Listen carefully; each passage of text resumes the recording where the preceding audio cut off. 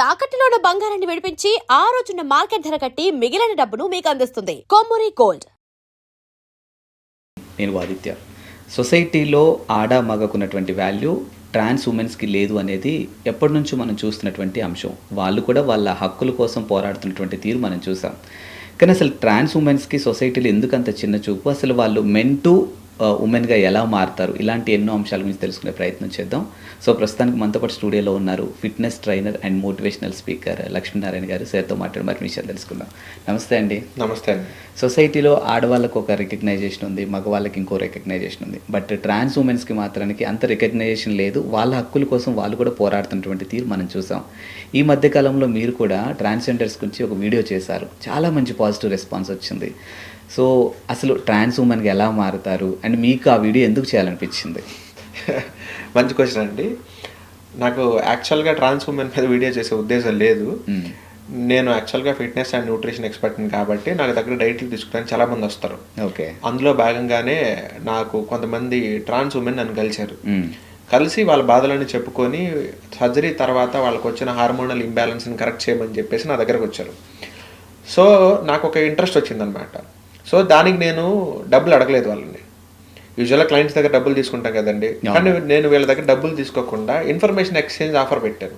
అంటే ఏంటి అంటే, నేను మీకు ఫ్రీగా మీ ట్రాన్స్ఫర్మేషన్ చేసి పెడతాను. మీకు వచ్చిన హార్మోనల్ ఇంబ్యాలెన్స్ నేను పోగొడతాను. మీరు వెయిట్ లాస్ అవ్వడానికి నేను మీకు డైట్ ఇస్తాను. మనకి ఏదైనా ఎక్సర్సైజెస్ ఏదైనా చేయాలనుకున్నా కానీ నేను మీకు సపోర్ట్ చేస్తాను. బట్ బదులుగా మీరు నాకు ఏమి ఇవ్వాలి అంటే, మీ లైఫ్ స్టైల్ గురించి నాకు చెప్పండి. మీ సర్జరీలు ఎలా జరిగినాయి నాకు చెప్పండి. ఎక్కడ చేయించుకున్నారో చెప్పండి. ఏ టాబ్లెట్లు వాడారు చెప్పండి. మీ కమ్యూనిటీలు ఎలా వర్క్ అవుతాయి చెప్పండి.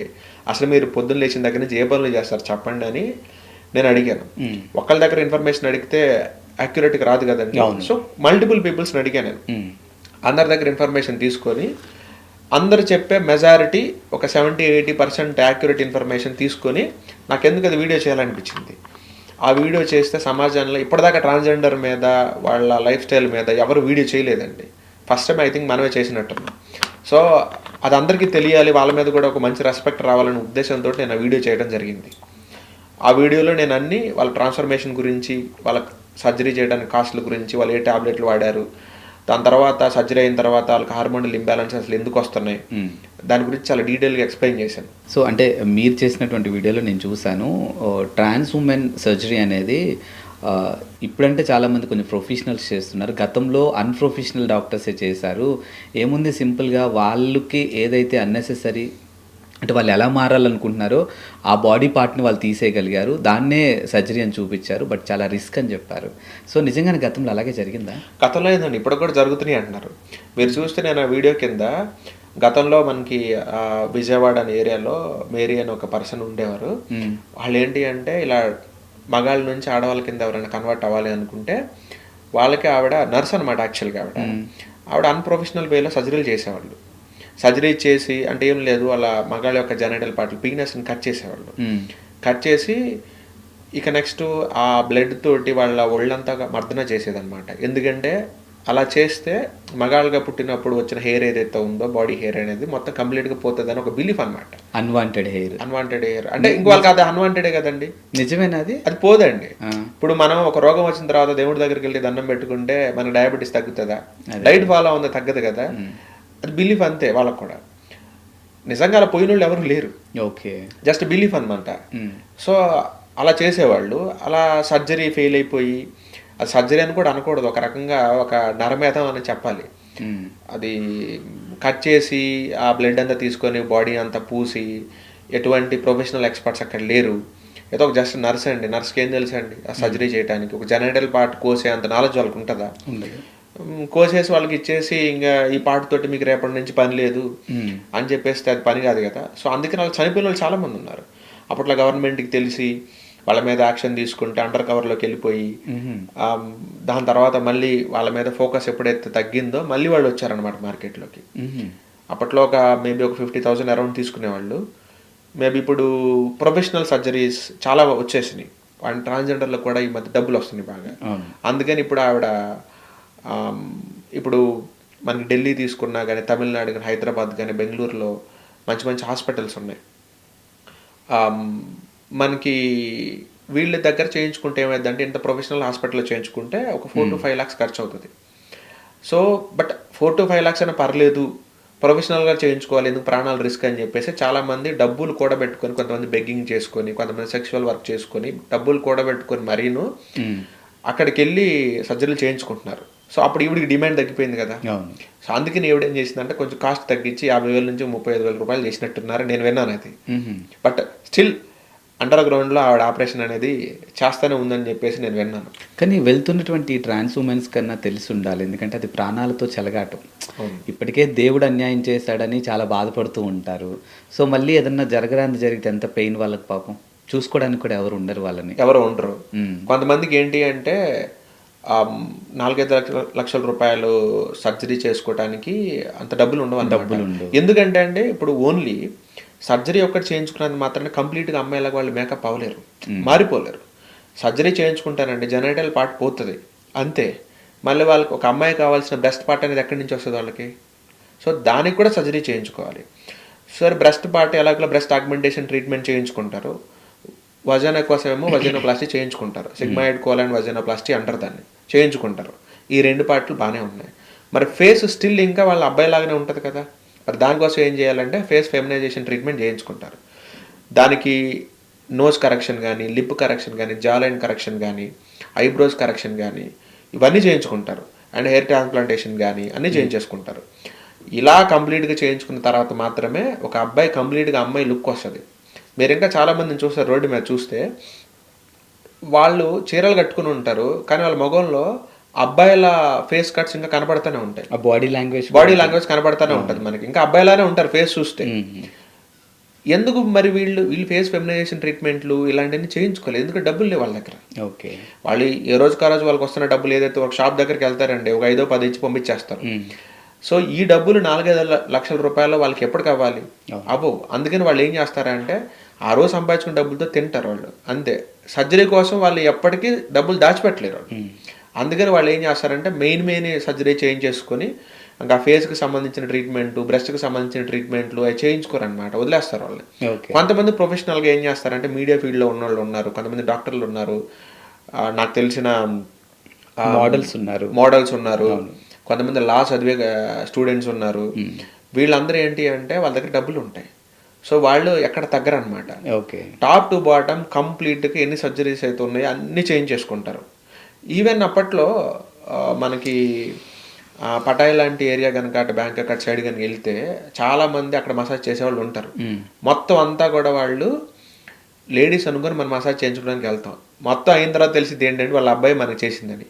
అంత పర్ఫెక్ట్గా ఉంటారనమాట వాళ్ళు. ట్రాన్స్ ఉమెన్ వాళ్ళు నీకు వాళ్ళు అమ్మాయి అని చెప్పరు అనమాట. ఐ మీన్ వాళ్ళు మనకి నేను అబ్బాయిని ఇంతకుముందు అమ్మాయి కింద కన్వర్ట్ అయ్యారనే విషయం నీకు చెప్పరు. అమ్మాయి అనే నువ్వు నమ్ముతావు, వాళ్ళు నిన్ను నమ్మిస్తారు. వాళ్ళు వాయిస్ వోకల్ థెరపీ కూడా చేంజ్ చేసుకుంటారు, వాళ్ళ మాటలు కూడా అమ్మాయిలాగానే ఉంటాయి. సో మీరు వాళ్ళు కనిపెట్టలేరు. ఇంతకు ముందు మనకి ఈ మగాళ్ళకి ఇక్కడ ఈ పీక ఏరియా ఏదైతే ఉందో కొంచెం ఎత్తుగా ఉంటుంది అనమాట. సర్జరీ చేయించుకున్నా కానీ స్టిల్ ఆడవాళ్ళకి ఇది ఎక్కువగా ఉంటుంది. మీరు చూడండి, ఆడవాళ్ళకి ఇది మనకున్నట్టు ఈ పీక ఇంత ఎత్తుగా ఉండదు. ఈ ఒక్క క్వాలిటీని పట్టుకొని వాళ్ళు సర్జరీ చేయించుకున్నా కానీ నువ్వు అబ్బాయివే ఇంతకు ముందని కనిపెట్టేవాళ్ళు. ఇప్పుడు దీనికి కూడా సర్జరీలు చేస్తున్నారు, ఇంకా కనిపెట్టే ఛాన్స్ లేదు.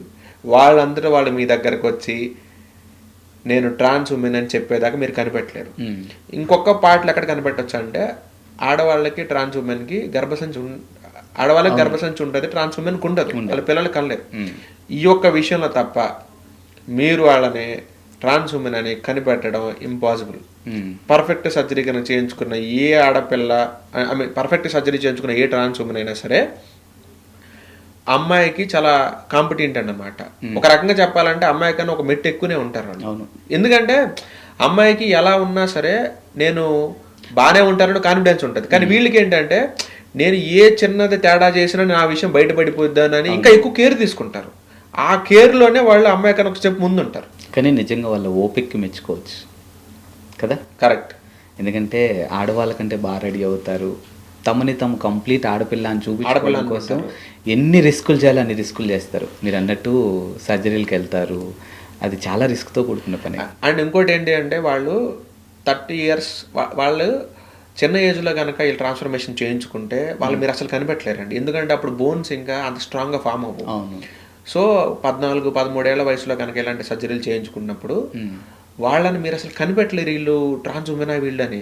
ఓకే. కాకుండా కొంతమందికి ఏంటంటే 30 years వచ్చిన దాకా ఆ ఫీలింగ్స్ అన్ని దాచిపెట్టుకొని అప్పుడు కన్వర్ట్ అవ్వాలనుకుంటారు. అవును. వాళ్ళకి సర్జరీ చేసిన ఒక 80% సక్సెస్ అవుతుంది కానీ 20% స్టిల్ వాళ్ళలో మగ లక్షణాలు కనపడతా ఉంటాయి. ఓకే. చిన్న వయసులో చేయించుకుంటే మాత్రం మిమ్మల్ని కనిపెట్టలేరు అనమాట. బట్ ఈ కానీ వాళ్ళకి 30 ఏళ్ల నుంచి ఉన్నది ఏంటి అంటే మేల్ మెమరీ. వాళ్ళ బాడీ అంతా మేల్ అనమాట. సర్జరీ చేయించుకొని సడన్గా నేను అమ్మాయి కింద మారాను, ఇప్పుడు నన్ను అమ్మాయి అని నువ్వు ట్రీట్ చేయని చెప్పేస్తే అది బ్రెయిన్ ఒప్పుకోదనమాట. సో బట్ వీళ్ళు వాడే టాబ్లెట్లు ఏమో ఈస్ట్రోజన్ టాబ్లెట్లు, లేడీస్ హార్మోన్కి సంబంధించినవి. బట్ వాళ్ళకున్న మెమరీ ఏమో మేల్ మెమరీ ఇంతకుముందు. ఈ టాబ్లెట్ల ఈస్ట్రోజను మెమరీస్ ఏమో మేల్వి, రెండింటికి ఎక్కడ సింక్ కాక బాడీకి అర్థం కాక హార్మోనల్ ఇంబ్యాలెన్స్ విపరీతంగా వస్తాయి. అందుకే సర్జరీ చేయించుకున్న ఏ ట్రాన్స్జెండర్ అయినా మీరు అడగండి, ట్రాన్స్ ఉమెన్ అని మీరు అడగండి, ఎలా ఉంది నీ పరిస్థితి అంటే చాలా ఘోరంగా ఉంది, స్టిల్ ఇంకా పెయిన్ వస్తూ ఉంది, ఆ కుట్లు ఇంకా పచ్చిగానే ఉన్నాయి, సొసైటీలో మమ్మల్ని చిన్న చూపు ఇంకా చూస్తూనే ఉన్నారు, ఈ పెయిన్ కాకుండా ఈ చిన్న చూపు ఒకటి మళ్ళీ ప్లస్ మమ్మల్ని జిమ్లకు కూడా రానిరు.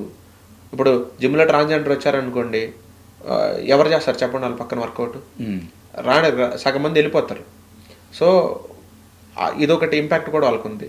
ప్లస్ వాళ్ళకి వర్కౌట్ చేయాలన్నా ఆ పాటలు ఇంకా నొప్పి వస్తూనే ఉంటాయి. అవును. మనం ఏదో సర్జరీ చేసాం అయిపోయింది అనుకుంటాం, కాదండి. వాళ్ళకి 10 ఏళ్ల తర్వాత కూడా అడిగితే స్టిల్ ఇంకా పెయిన్ ఉందని చెప్తారు వాళ్ళు. మన కుట్లు బయటకు కనపడవు కానండి, స్టిల్ ఆ ప్యాచ్ వర్క్ ఎప్పుడు ప్యాచ్ వర్కే, అది ఎప్పటికి తెలుస్తూనే ఉంటుంది. సో అండ్ ఆ హార్మోనల్ ఇంబ్యాలెన్స్ వల్ల వాళ్ళు వెయిట్ విపరీతంగా పెరిగిపోతారు. అండ్ వాళ్ళు ఆ వెయిట్ పెరగకుండా ఉండాలని చెప్తే ఒకవేళ ట్యాబ్లెట్లు ఆపేశారనుకోండి, మగ లక్షణాలు బయటకు వస్తూ ఉంటాయి. మళ్ళీ మగ లక్షణాలు బయటకు రాకుండా ఉండాలి అంటే ట్యాబ్లెట్లు వేస్తూ ఉండాలి. ట్యాబ్లెట్లు వేస్తూ ఉన్నారనుకోండి వెయిట్ పెరుగుతూ ఉంటారు. ఈ లూప్ను ఎలా హ్యాండిల్ చేయాలనేది చాలామందికి చాలా కష్టం అనమాట.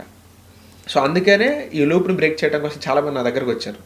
సో వాళ్ళని కేస్ స్టడీని తీసుకొని వాళ్ళకి ఎలాంటి వర్కౌట్లు చేయాలి, ఎలాంటి డైట్ తీసుకోవాలి, వాళ్ళకి ఎలాంటి మెంటల్ ఎబిలిటీ ఉండాలి, వాళ్ళ బ్రెయిన్ని వాళ్ళు మేము అమ్మాయిలే అని నమ్మేలాగా ఎలా చెయ్యాలి అనేది నేను కొన్ని ప్రాక్టీస్ చేయించాను. అది చాలా వాడికి సక్సెస్ అయిందనమాట. సూపర్.